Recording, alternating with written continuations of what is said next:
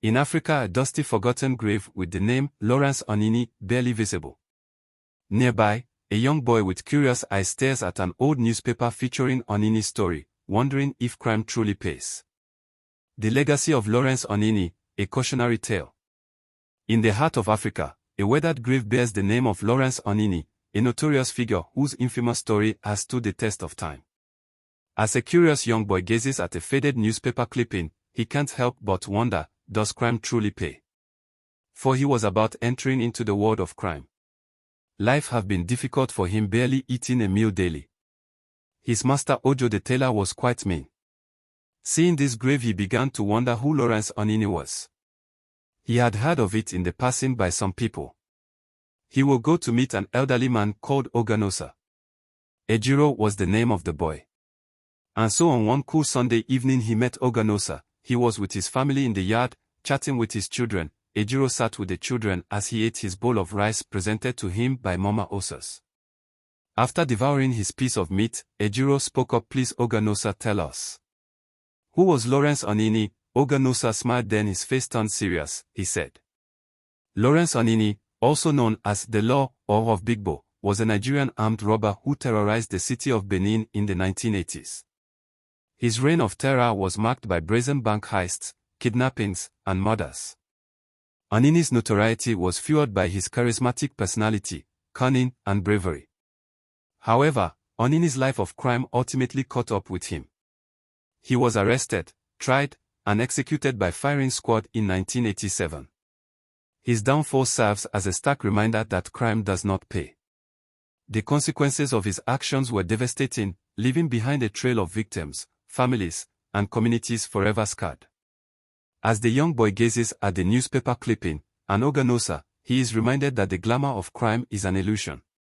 Lawrence Onini, the man who once ruled the streets with fear and mystic charms, believed he was untouchable until the day his luck ran out.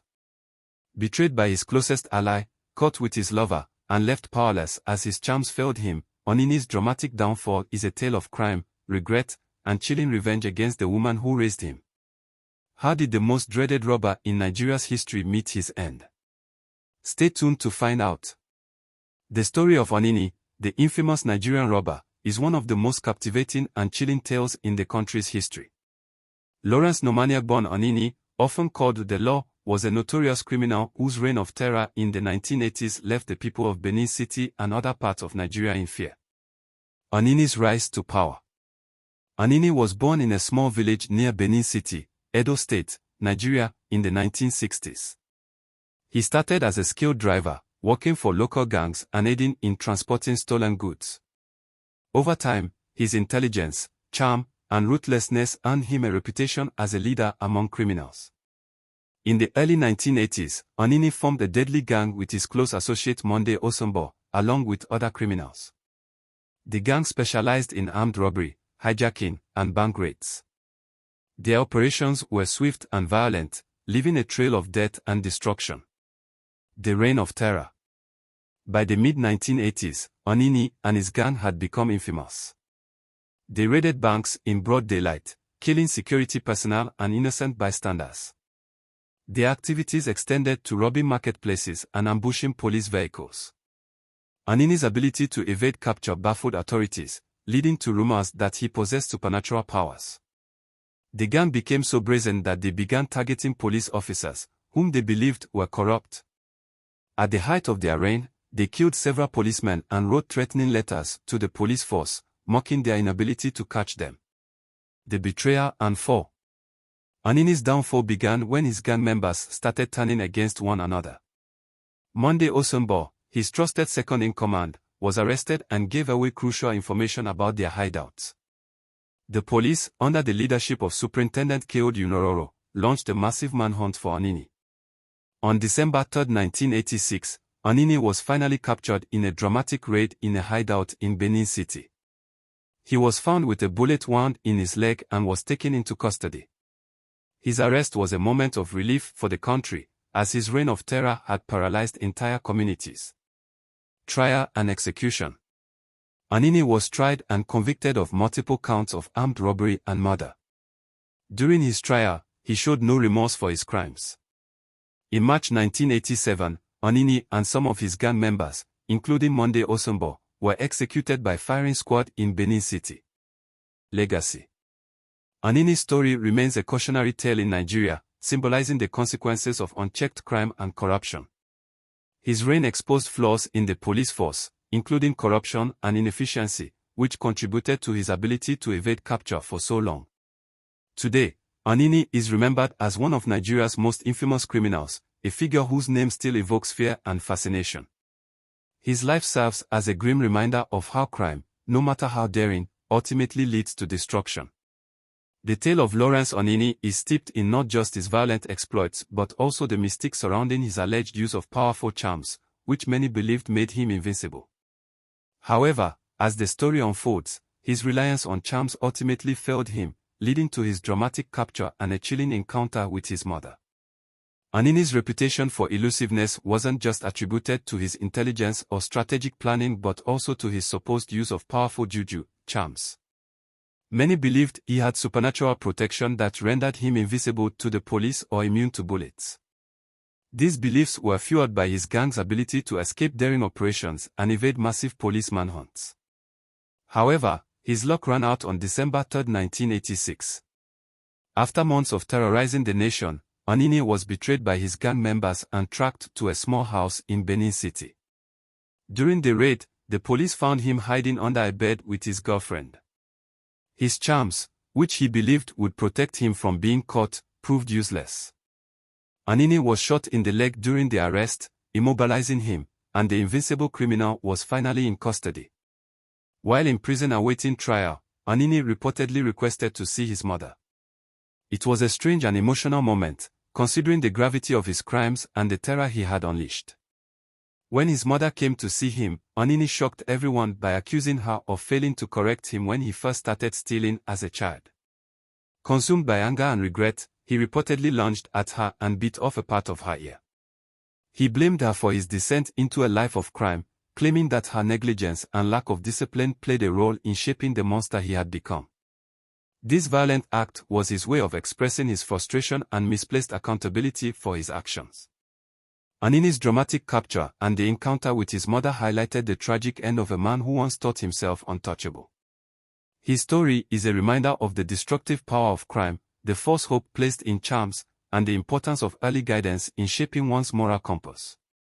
In the end, Anini's reliance on his charms and his blame shifting to his mother could not save him from the justice that awaited. His trial, conviction, and eventual execution by firing squad marked the end of one of Nigeria's most notorious criminal sagas. Today, his name remains a symbol of the futility of a life of crime, no matter how invincible one may feel. The true cost of Anini's actions was not only his own life but also the pain and suffering he inflicted on others. This cautionary tale serves as a reminder to future generations that crime is a dead-end path that leads only to destruction and heartache. A call to reflection. The story of Lawrence Anini invites us to reflect on the societal factors that drive individuals to crime. It challenges us to consider the role of poverty, lack of opportunities, and social inequality in shaping the choices people make.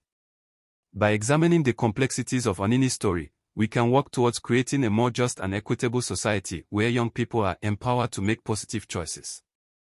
Addendum: some other people were involved in the crime with Anini. Lawrence Anini was executed by firing squad on March 29, 1987, along with some of his gang members who had been found guilty of armed robbery and murder.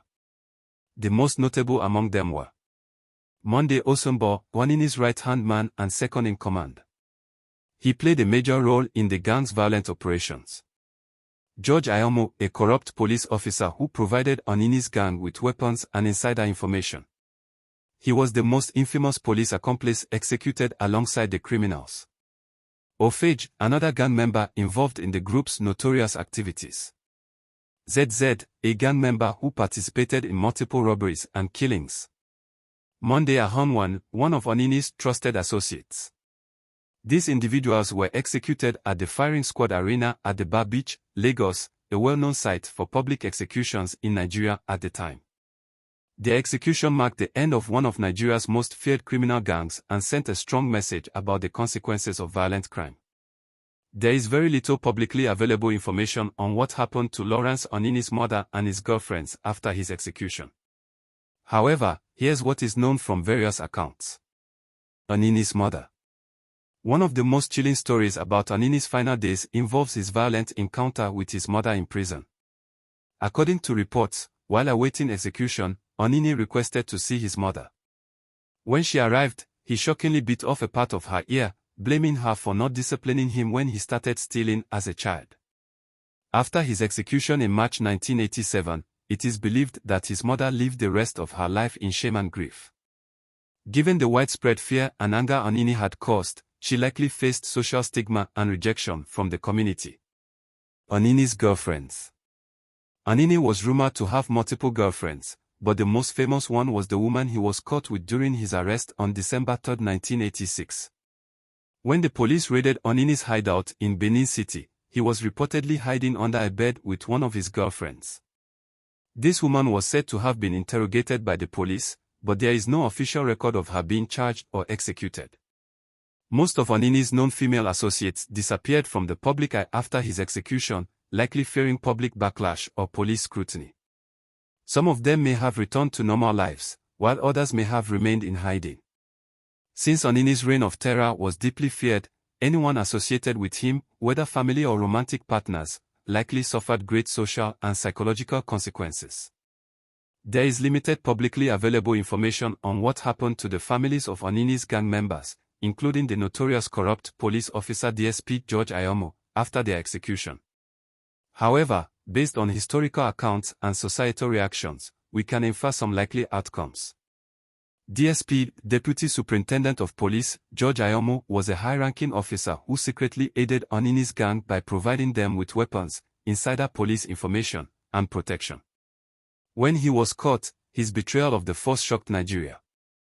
Possible consequences for his family. Public shame and stigma. Given Ayomo's role in aiding Anini's criminal activities, his family likely faced intense social rejection and public disgrace. Being the only police officer executed alongside criminals, his betrayal of law enforcement was seen as an ultimate disgrace. DSP George Ayomo was dismissed, sacked, from the Nigeria police force before his trial and execution. After Anini's arrest on December 3, 1986, intense investigations led to the shocking discovery that DSP George Ayomo had been secretly aiding Anini's gang. He was found guilty of supplying weapons, leaking police information, and protecting Anini's men from arrest. Dismissal from the police force. The Nigerian government and police authorities saw Ayomo's actions as a deep betrayal. To avoid further embarrassment, the Nigeria police force officially dismissed him before his trial. Ayomo was tried alongside Anini and his gang in Benin City. He was convicted of aiding and abetting armed robbery and sentenced to death. On March 29, 1987, he was executed by firing squad at Bar Beach, Lagos, alongside Anini and other gang members. His family likely suffered public disgrace, financial hardship, and possible relocation. His case remains a major cautionary tale about police corruption in Nigeria. As a police officer, Ayomo was likely the breadwinner of his family. His conviction and execution meant his salary, benefits, or pension were likely revoked, leaving his family in financial distress. If his family had children in school, they may have faced discrimination or been forced to drop out due to lack of funds. Possible relocation. Given the level of public outrage against Anini and his gang, it is highly possible that Ayomo's family had to move away to escape shame and social hostility. Relocation was a common trend for families of disgraced public figures, especially in close-knit communities like Benin City at the time. Families of other gang members, Monday Osunbo, Ofage, ZZ, etc. Like Ayomo, the families of Monday Osunbo, Ofage, ZZ, and other gang members likely suffered. Social stigma for being related to known criminals. Economic struggles, especially if the executed gang members were the main financial providers. Fear of retaliation from victims' families or the government. Final thoughts. While there are no official records on the fate of their families, it is likely that many of them live the rest of their lives in shame, poverty, or complete anonymity to escape public disgrace. In Nigerian society, Families of executed criminals often suffer the indirect consequences of their relatives' actions, even if they were not involved in the crimes themselves. If you enjoyed this story and want more captivating tales like this, don't forget to like, subscribe, and comment on our channel, African Folktale with Abebe. Your support helps us bring you more incredible African stories and keeps the legacy alive. Join our community today, and let's explore the rich world of African storytelling together. Thank you for watching.